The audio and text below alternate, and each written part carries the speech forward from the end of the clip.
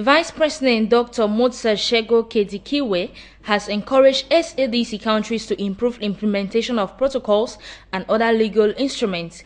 Dr. Kedikiwe, who was making a speech during official opening of the 33rd SADC Parliamentary Forum Plenary Assembly in Gaborone on June 19, said it was not good for members to adopt protocols which then stayed docile because of implementation.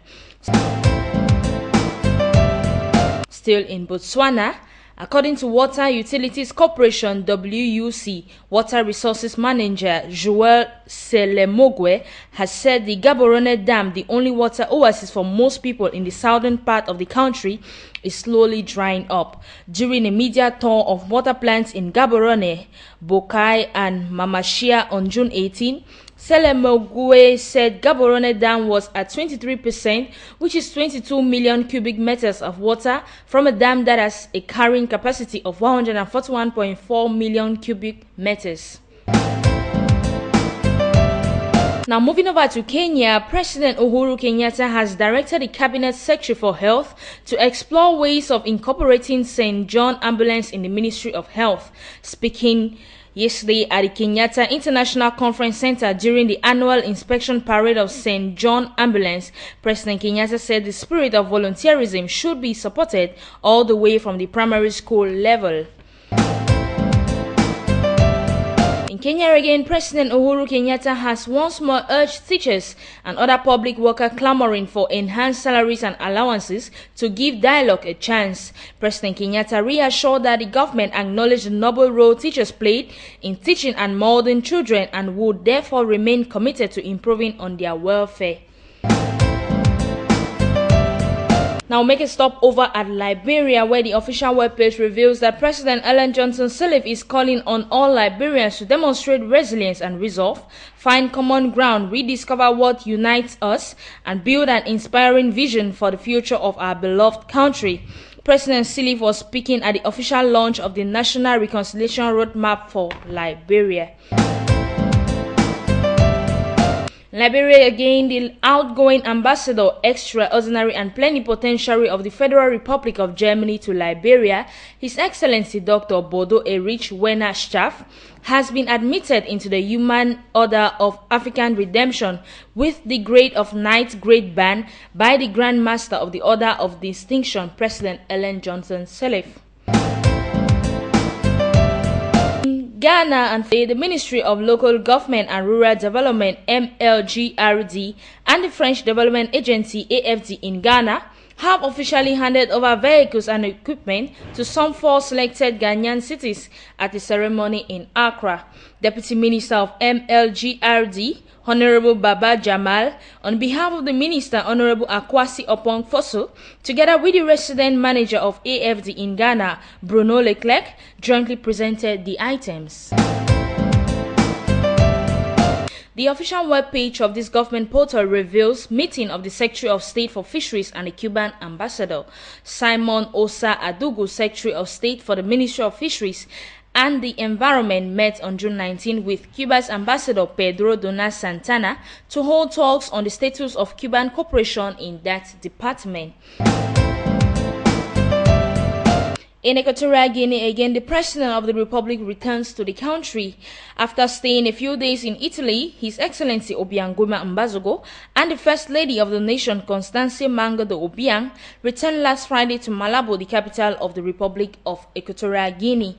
The presidential couple was received at the international airport by political and administrative authorities.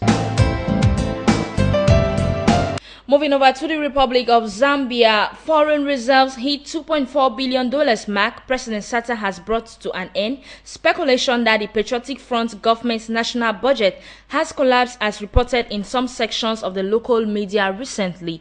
The president has described such claims as premature, unwarranted, and mischievous. Zambia again, Vice President Dr. Guy Scott says there is need to appreciate the role the public service workers play in fostering development in the country. Dr. Scott has called for citizen participation in governance issues if the public is to be implemented.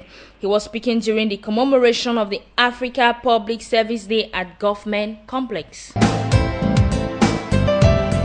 In Zimbabwe, the Parliamentary Portfolio Committee on Defense and Home Affairs has expressed satisfaction with voter registration being carried out by the Registrar General's office ahead of harmonized elections scheduled for July 31st.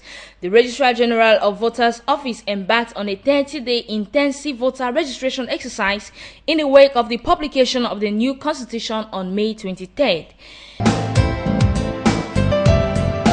In Zimbabwe again, the United Nations World Tourism Organization technical team is expected to arrive on Wednesday to fine-tune Zambia's preparedness to co-host the organization's General Assembly scheduled for August 24 to 29.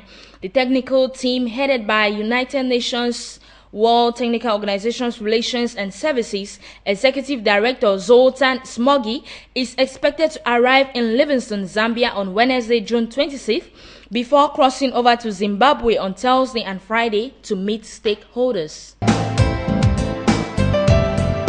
The official government portal reveals that President Lieutenant General Seretse Khama Ian Khama says there are many eradication poverty projects that Botswana can choose from. Addressing Gotla meetings at Manatoko and Basimane Bora Kumo ward in the Serowo Northwest constituency on June 20, President Khama said people should not limit themselves only to backward gardening when there are other projects to embark on. Botswana again, the Ministry of Trade and Industry has come up with a cooperatives transformation strategy to revamp and resuscitate cooperatives. Briefing members of Nhlodlo Nya Dikoso about the strategy on June 20, Deputy Permanent Secretary Peggy Serame said through the strategy, the ministry will develop new generation cooperatives. In Botswana again, South Sudan President Salva Kiir Mayardit arrived in Botswana on Monday, June 24, for a 3-day state visit at the invitation of President Lieutenant General Seretse Khama Ian Khama. The visit is expected to strengthen and deepen cooperation between the two countries. This was according to a statement by Botswana Government Communication Services, Dr. Jeff Ramsey. To the Republic of Zimbabwe, the Zimbabwe Electoral Commission has announced nomination court procedures where all aspiring candidates for National Assembly constituencies are now required to sign 2 copies of the Electoral Code Conduct before being accepted. This is in accordance with the provisions of the new constitution. Zimbabwe again, Justice and Legal Affairs Minister Patrick Chinamasa has urged the Constitutional Court of Zimbabwe to invoke its discretionary powers to interfere with its earlier judgment on election dates and urged the court to extend the poll date from July 31st to August 14 this year. Equatorial Guinea, Conference on the Fight Against AIDS. Under the patronage of the second Vice President of the Republic of Equatorial Guinea, the Sipopo Conference Center hosted the National Conference on HIV and AIDS and Youth, organized by the NGO Amusida, an event in which young people were the protagonists, and it has served to broaden their knowledge about the enormous risks of the disease. Official webpage of this country reveals that 3 East African leaders met in Entebbe, Uganda, June 25th, and made key decisions which will significantly enhance trade and integration in this region. President Uhuru Kenyatta, Paul Kagame of Rwanda, and their host Yoweri Museveni held trilateral talks in Entebbe State House, where they noted that non-tariff barriers, including movement of labor, continue to hamper intra-EAC trade and full implementation of the common market. Republic of Equatorial Guinea, the second Vice President inaugurates new barracks. His Excellency Teodoro Nguema Obiang Mang, second Vice President for Defense and State Security, inaugurated on June 24 the new Gendarmerie Barracks of Bitakama in Malabo, a spacious center with dozens of apartments for the security forces. In Equatorial Guinea again, the president of Niger visits Equatorial Guinea. Mahamadou Issoufou arrived Equatorial Guinea on Tuesday, June 25th at the Malabo International Airport, where he was received by leading authorities of the country. Mahamadou Issoufou arrived in Equatorial Guinea after taking part in the summit of heads of state of Central Africa and West Africa for maritime safety and security in the Gulf of Guinea in Yaoundé, Cameroon.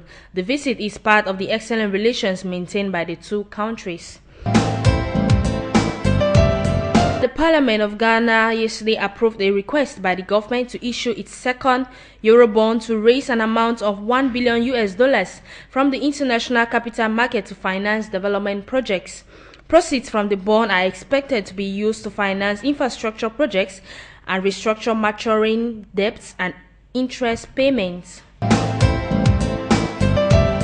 In South Sudan, the Member of Parliament representing Uro South County of Jonglei State in the National Legislative Assembly, Dr. Barnaba Mariel Benjamin, has urged the youth of Jonglei to embrace agriculture in order to fight food insecurity in the state and the country as a whole. Again, the Mule community in Pibo is working to persuade David Yoyo and his group to heed to the amnesty granted by the President of the Republic, His Excellency General Salva Kiir Mayardit. This information was made public by the acting governor of Jonglei State, Hussein Ma Nyot.